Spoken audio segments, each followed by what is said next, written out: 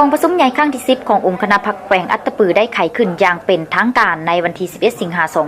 2015ที่สโมสรแขวงดังกล่าวโดยภายใต้การเป็นประธานของสหายดร.นามวิยเกตกรรมการศูนย์กลางพรรคเลขาคณะพรรคแขวงเจ้าแขวงอัตตปือโดยการให้เกียรติเข้าร่วมของสหายดร.บุญปอนบุตนาวงศ์กรรมการกรมการเมืองศูนย์กลางพรรครองนายกรัฐมนตรีมีบรรดาผู้ต่างหน้าจากคณะบริหารงานพรรคแขวงจำปาสักแขวงสารวันแขวงเซกองพนักงานปฏิบัติอาวุโสผู้แทนสมบูรณ์191สหายและแขกถึกเชิญเข้าร่วมในพิธีสหายดร.นามวิยเกตได้กล่าวเปิดกองประชุมอย่างเป็นทางการและผ่านบทรายงานการเมืองผ่านการชี้นำพาในการจัดตั้งปฏิบัติเวียกงานตลอดระยะ5 ปีที่ผ่านมาเหตุให้ทั่วแขวงอัตตปือมีความสงบมีเสถียรภาพทางด้านการเมืองอย่างนักแน่นสังคมมีความเป็นระเบียบเรียบร้อยโดยพื้นฐานเหตุในการพัฒนาเศรษฐกิจสังคมได้รับการพัฒนาชีวิตการเป็นอยู่ของประชาชนบรรดาเผ่าได้รับการปรับปรุงดีขึ้นเป็นก้าวประชาชนบรรดาเผ่ามีความสามัคคีเป็นปึกแผ่นนักแน่นเศรษฐกิจของแขวงได้มีการขยายตัวอย่างต่อเนื่องและได้มีการหันเปลี่ยนตามทิศพัฒนากสิกรรมและป่าไม้ติดพันกับอุตสาหกรรมปรุงแต่งและการบริการ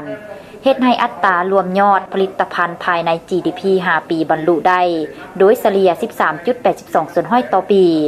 รายได้เฉลี่ยใส่หัวคนบรรลุได้9,450,000 กว่ากีบต่อคนต่อปีหรือเท่ากับ 1,770 ดอลลาร์สหรัฐเทียบใส่ปี 2010 เพิ่มขึ้นเกือบ3 เท่าตัวการขยายตัวดังกล่าวได้เฮ็ดให้โครงประกอบของการผลิตเศรษฐกิจหันไปตามทิศได้กำหนดไว้หันไปสู่การผลิตเป็นสินค้าและอุตสาหกรรมทันสมัยแต่หัวทีสร้างรายรับและปรับปรุงชีวิตการเป็นอยู่ของประชาชนนับมือนับดีขึ้นกว่าเก่าเฮ็ดให้จำนวนครอบครัวทุกข์ยากลดลงเหลือ 10.84 ส่วนห้อยและบ้านทุกข์ยากลดลงเหลือ 14.44 ส่วนห้อยการสร้างบ้านพัฒนาเพิ่มขึ้น 13.84 ส่วนห้อยโครงประกอบเศรษฐกิจได้มีการหันเปลี่ยนตามทิศที่ตั้งหน้าการผลิตกสิกรรมได้มีความมั่นเที่ยงทางด้านเสบียงอาหารพร้อมนั้นยังได้สุ่มใส่ต่อเวียกงานป้องกันชาติป้องกันความสงบได้รับการจัดตั้งเสื่อมซึมอย่างทั่วถึงเป็นต้นแมนแผนยุทธศาสตร์ในการก่อสร้างกำลังตามทิศสร้างทาสนาม3ขั้นคือการสร้างบ้านให้เป็นบ้านป้องมันกลุ่มบ้านสู่หบติดเรียนสร้างเมืองเป็นหัวหน่วยสู่หบเอกราชและสร้างแขวงให้มีความสามารถป้องกันทิศหนึ่งของประเทศติดพันกับการพัฒนาชนบทรอบด้านตามสีเนื้อในสีคาดหมายบนจิตใจสีบุคทะลุและติดพันกับการพัฒนาเศรษฐกิจสังคมและเวียกงานอื่นๆกองประชุมดังกล่าวจะดำเนินไปเป็นเวลา3 วันจึงจะสำเร็จซึ่งในกองประชุมจะได้พร้อมกันใช้สิทธิประชาธิปไตยปอนบัตรคัดเลือกเอาคณะพรรคสุดใหม่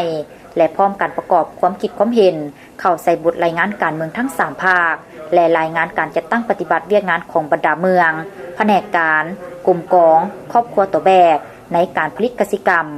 พร้อมเดียวกันก็จะได้ร่วมกันวางแผนแก้ไขปัญหาข้อคงค้างปรากฏการณ์ย่อในสังคมแนสาเหตุให้แขวงมีความสงบปลอดภัย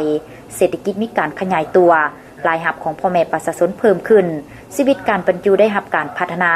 เพื่อพร้อมกันหลุดพ้นออกจากความทุกข์ยาก